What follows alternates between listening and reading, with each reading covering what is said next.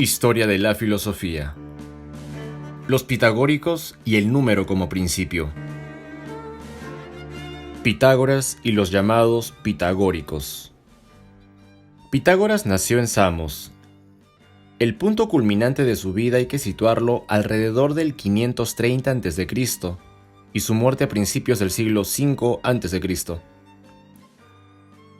Crotona fue la ciudad donde actuó primordialmente Pitágoras, pero las doctrinas pitagóricas tuvieron gran difusión en muchas otras ciudades de Italia meridional y de Sicilia, desde Síbaris hasta Reggio, desde Locri hasta Metaponto, desde Agrigento hasta Catania.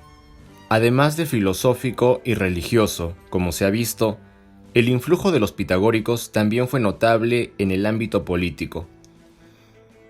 El ideal político consistía en una forma de aristocracia basada en nuevos estamentos dedicados especialmente al comercio, que, como hemos dicho antes, había logrado en las colonias un nivel elevado, incluso antes que en la metrópoli. Se cuenta que los habitantes de Crotona, temiendo que Pitágoras quisiese convertirse en tirano de la ciudad, incendiaron el edificio en el cual estaba reunido junto con sus discípulos.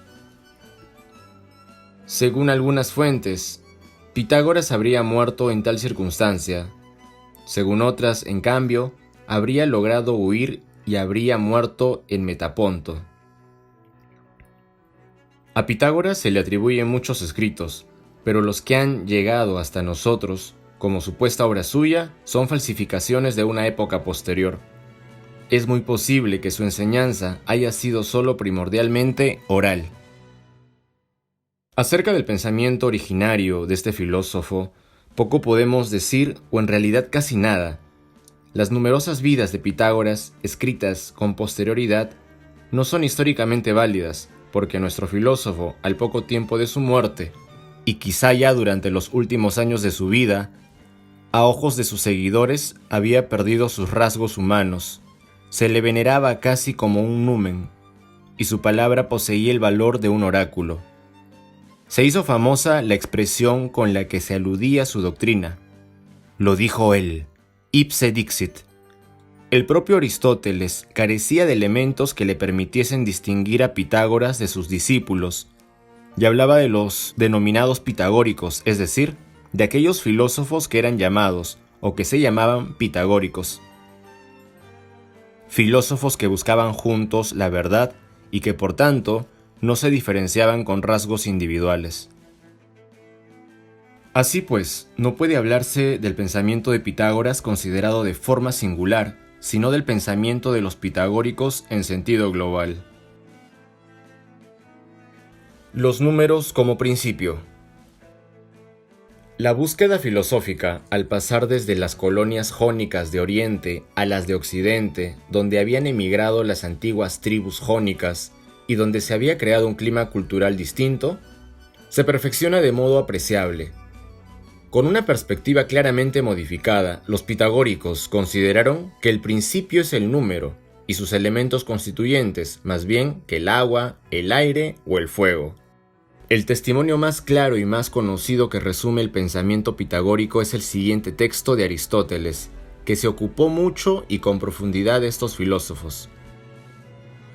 Los denominados pitagóricos, dedicándose los primeros a las matemáticas, las hicieron avanzar y nutriéndose de ellas, dieron en considerar que sus principios son principios de todas las cosas que son.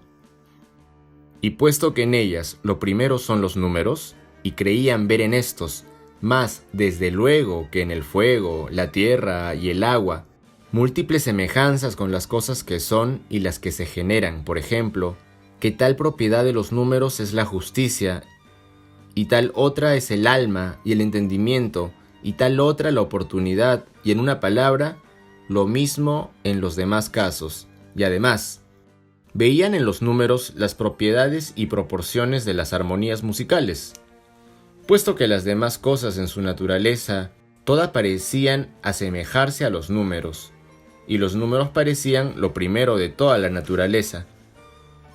Supusieron que los elementos de los números son elementos de todas las cosas que son, y que el firmamento entero es armonía y número. A primera vista, esta teoría puede sorprender.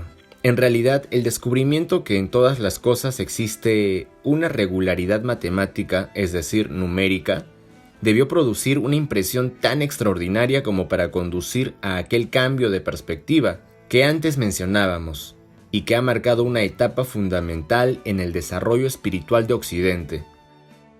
Al mismo tiempo, fue decisivo el descubrimiento de que los sonidos y la música, a la que los pitagóricos dedicaban una gran atención como medio de purificación y catarsis, pueden traducirse en magnitudes numéricas, esto es, en números. La diversidad de sonidos que producen los martillos que golpean sobre el yunque depende de la diversidad de peso, que se determina mediante un número.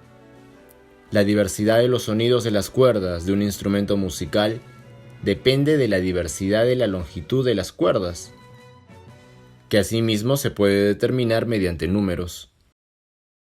Además, los pitagóricos descubrieron las relaciones armónicas del diapasón, la quinta y la cuarta, así como las leyes numéricas que las gobiernan. No menos importante debió ser el descubrimiento de la incidencia determinante del número en los fenómenos del universo. El año, las estaciones, los meses, los días, etc. están regulados por leyes numéricas. Asimismo, son también leyes numéricas las que regulan el tiempo de la gestación en los animales, los ciclos del desarrollo biológico y los distintos fenómenos de la vida. Es comprensible que, estimulados por la euforia de estos descubrimientos, los pitagóricos llegaran a descubrir también correspondencias inexistentes entre fenómenos de diversos géneros y el número. Por ejemplo, para algunos pitagóricos, la justicia, en la medida en que es una especie de reciprocidad o de igualdad, había de coincidir con el número 4 o bien con el 9.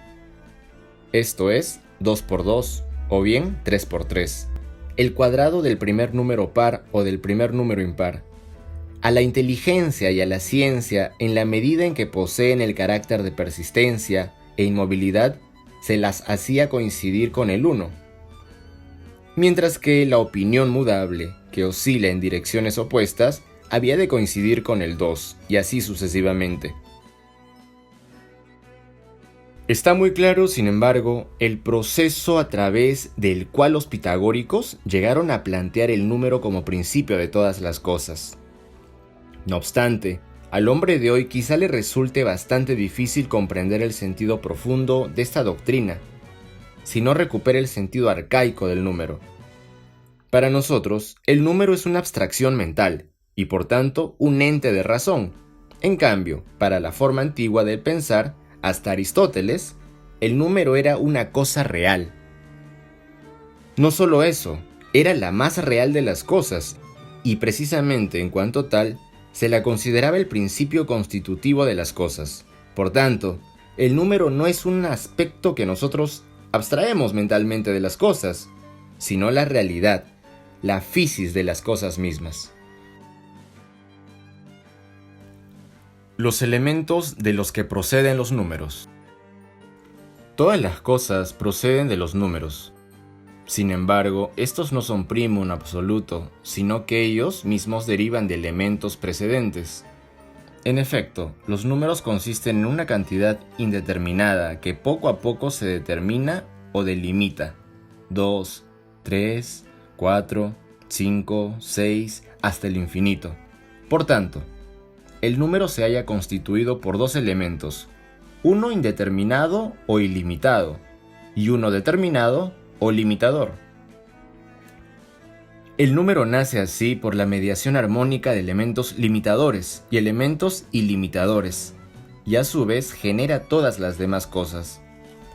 Sin embargo, precisamente en cuanto son engendrados por un elemento indeterminado y por otro determinante, los números manifiestan cierta predominancia de uno u otro de estos elementos.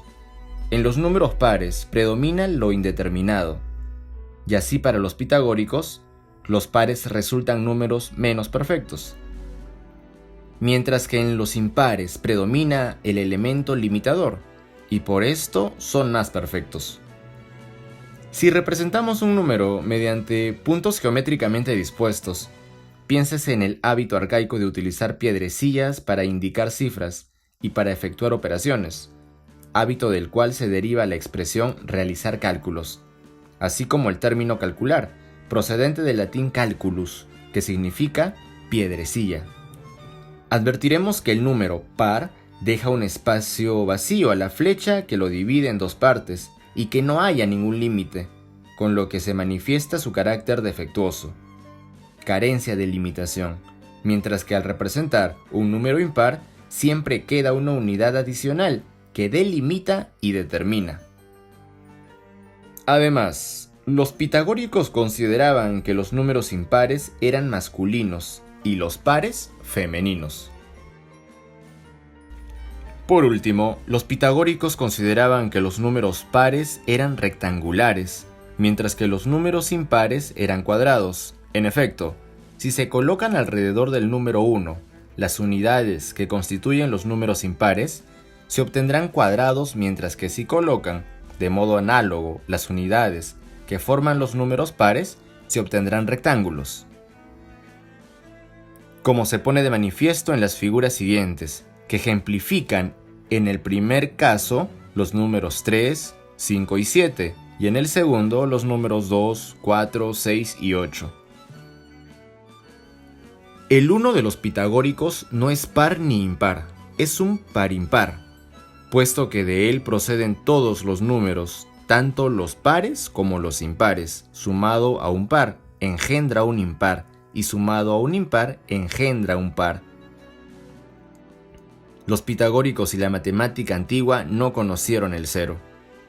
El 10, tetractis, fue considerado el número perfecto y visualmente se simboliza mediante un triángulo equilátero formado por los 4 primeros números y cuyos lados consistían en el número 4. La representación nos muestra que el 10 es igual a 1 más 2 más 3 más 4. Pero hay más aún. En la década se hallan igualmente contenidos lo par, 4 números pares, y lo impar, 4 números impares, sin que predomine ninguna de las dos partes. Además, existe en la década igual cantidad de números primos y no divisibles, 2, 3, 5, 7, que de números planos y divisibles, 4, 6, 8, 9. Asimismo, posee igual cantidad de múltiplos y submúltiplos. Tiene 3 submúltiplos hasta el 5, 2, 3, 5, y 3 múltiplos de estos entre 6 y 10, 6, 8, 9. Además, existen en el 10 todas las relaciones numéricas, la igualdad, el más, menos, así como todos los tipos de números. Los números lineales, los cuadrados, los cúbicos. El 1 equivale al punto, el 2 a la línea, el 3 al triángulo, el 4 a la pirámide, y todos estos números son principios y elementos primeros de las realidades que son semejantes a ellos. Tenga en cuenta el oyente que estos cómputos son conjeturales, y que los intérpretes se hallan muy divididos, puesto que no es cierto que haya que exceptuar el número 1 de las distintas series.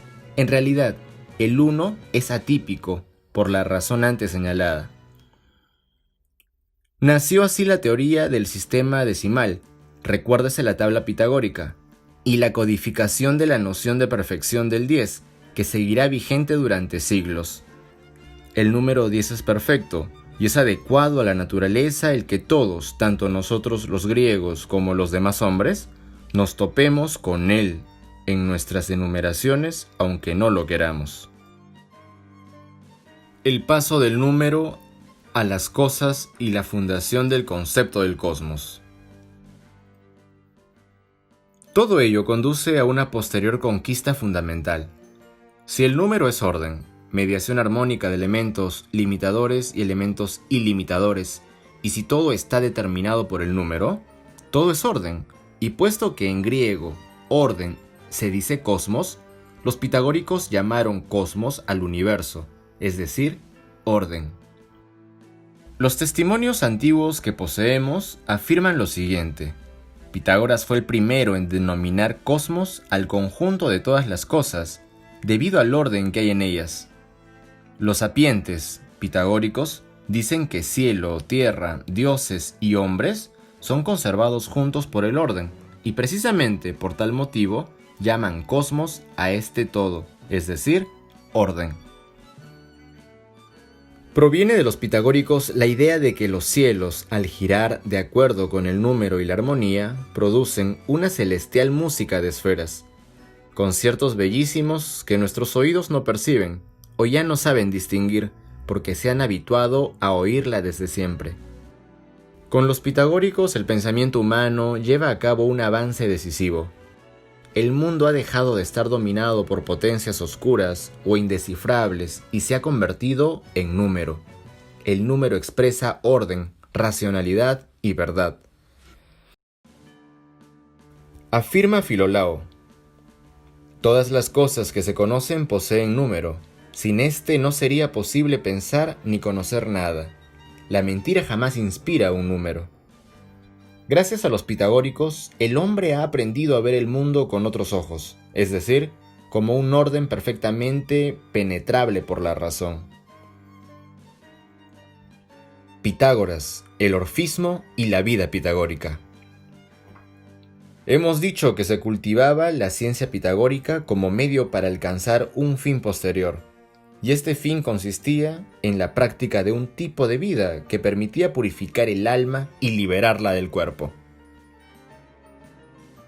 Pitágoras parece haber sido el primer filósofo que defendió la doctrina de la metempsicosis, es decir, aquella doctrina según la cual el alma, debido a una culpa originaria, se ve obligada a reencarnarse en sucesivas existencias corpóreas, no solo en forma humana, sino también en formas animales, para expiar aquella culpa. Los testimonios antiguos nos refieren, entre otras cosas, que Pitágoras afirmaba recordar sus vidas precedentes. Como sabemos, la doctrina proviene de los órficos. Los pitagóricos, no obstante, modifican el orfismo, por lo menos en el aspecto esencial que veremos a continuación. La finalidad de la vida consiste en liberar el alma de la esclavitud del cuerpo, y para conseguirlo es necesario purificarse. Los pitagóricos se distinguen claramente de los órficos en lo que respecta a la elección de los instrumentos y de los medios de purificación. Puesto que el fin último consistía en volver a vivir entre los dioses, los pitagóricos introdujeron el concepto del recto actuar humano como un hacerse seguidor de Dios, como un vivir en comunión con la divinidad. Nos refieren testimonio antiguo. Todo lo que los pitagóricos definen acerca del hacer o el no hacer tiene como meta la comunión con la divinidad. Este es el principio y toda su vida se halla coordinada hacia este fin de dejarse guiar por la divinidad. De este modo, los pitagóricos fueron los iniciadores del tipo de vida que fue llamado, o que ellos denominaron, bios theoretikos, vida contemplativa, o bien vida pitagórica, es decir, una vida dedicada a la búsqueda de la verdad y del bien a través del conocimiento, que constituye la más elevada purificación, comunión con lo divino. Platón otorgará a este tipo de vida su más perfecta expresión en el Gorgias, el Fedón y el Teeteto.